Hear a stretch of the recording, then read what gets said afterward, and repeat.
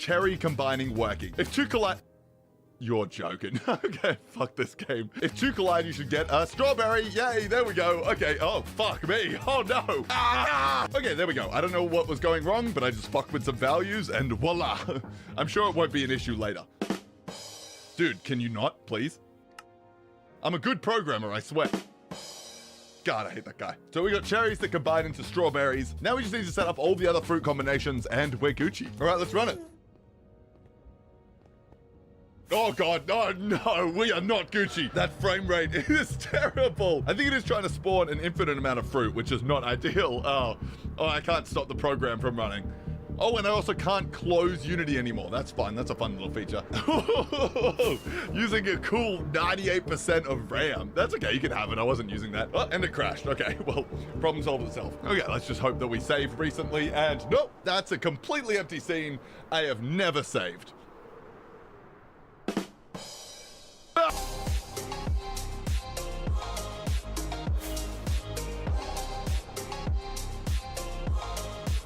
Okay, I think we're back where we were, and I have saved. I saved like 8 times, so let's run it back. Oh. Okay, well, that makes things easier. Oh, now there's 4. Okay. Okay, it should work now. Don't explode, don't explode, don't explode, don't explode, don't explode. Oh. Yeah, let's fucking go. We did it. Squeaky game, baby.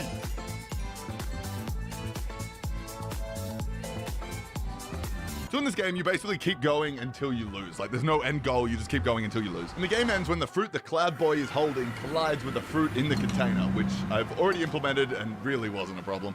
No, that's too many. Anyway, if you amp up the bouncy amount of the fruit, this death condition actually makes the game very interesting. I call my invention Squeaker Game, but bouncy. Since you die when something collides with the fruit you're holding, the fruit bouncing back up at you turns this in sort of like an action game. We gotta dodge the fruit, and the only way to settle them down is to combine fruits, which resets their velocity to 0. It's actually very fun. I actually quite enjoy it. Anyway, what were we doing? Oh yes, Squeaker Game AI thingy video code bullet. Okay, I'm ready.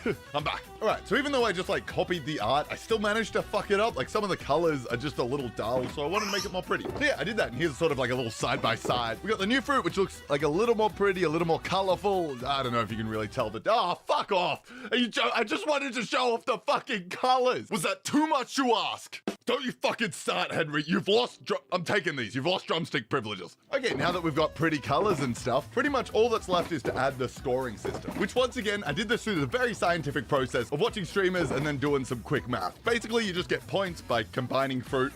Of course, that's literally all you do in this fucking game. The bigger the fruit, the more points you get. And with that, I pretty much got this bad boy done.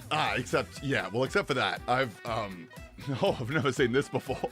Fatal error. Okay, that's a bit much. I think you're being a little dramatic. Look at that score though. Whoa, a cool 41,000. Easy game. Okay, so let's actually have a look at what's going on when everything explodes. I've been procrastinating this problem for way too long. Looks like the big boom thing happens when a fruit collides with 2 of the same fruit at the exact same time.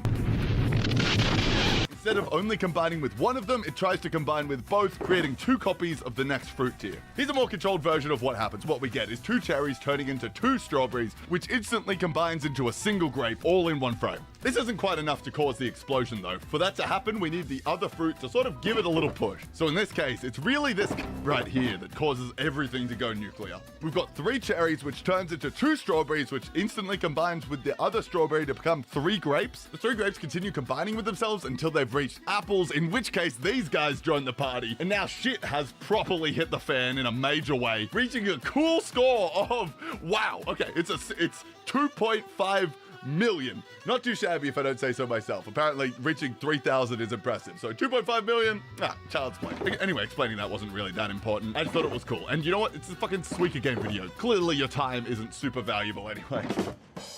Okay, nice one. That was good, Henry. I like that one.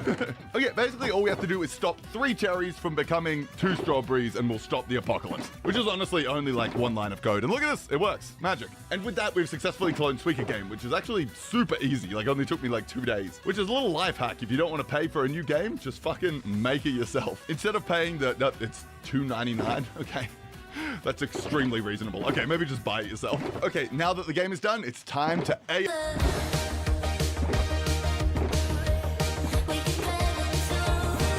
So the AI we're going to be using is called the genetic algorithm. Yeah! Basically, we're going to simulate evolution to make a smart boy. We just test the guy out, and then if he's doing good, we say he can live. If he's not doing well, then we don't let him live. It's kind of like Squid Game.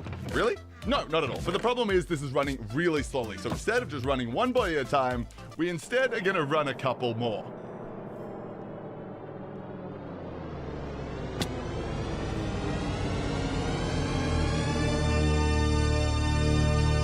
I love doing that. This is actually hell for my computer. This is the frame rate it's actually running at. But because I'm nice, I'll speed it up for you. Just because I'm nice, not because you would click up the video and fuck my watch time. This is a selfless act. Okay, let's run that bitch. So initially we only start with the first 10 moves, and then once we sort of nail those first 10 moves, then we can move on to the next 10, and then so on and so on. We increase the maximum number of moves every 5 generations, which is just, I don't know, an arbitrary number that I chose. It doesn't really mean anything. Just sort of felt right, which is true for a lot of machine learning. Like, it's a very vibe-based art. You just do what kind of feels right, and then if it doesn't work, you change it slightly. But yeah, it's pretty hard to see what's actually going on here because everything's like 2 pixels wide. So let's fast forward a bit.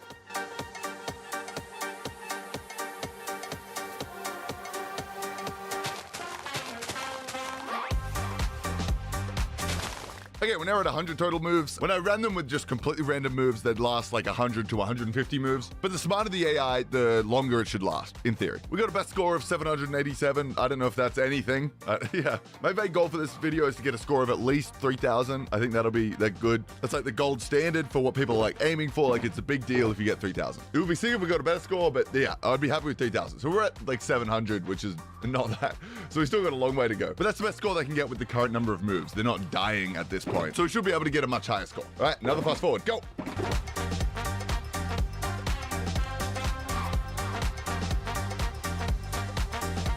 So we're now at 150 moves, and we do have some players dying, which is fine. That's how the AI works. You got to get them to fail in order for them to learn how to succeed, that sort of stuff. It's like children. You got to kill a couple to make an omelet or whatever it is. But if you look closely, some of them have honeydew melons, and some of them have 2 honeydew melons, which is very close to the... Actually, I'm just noticing that's not 2 honeydew melons. That's just 2 games with honeydew melons next to each other. It's really hard to see what's going on. I'm trying my best. Okay, anyway, fast forward. Let's go.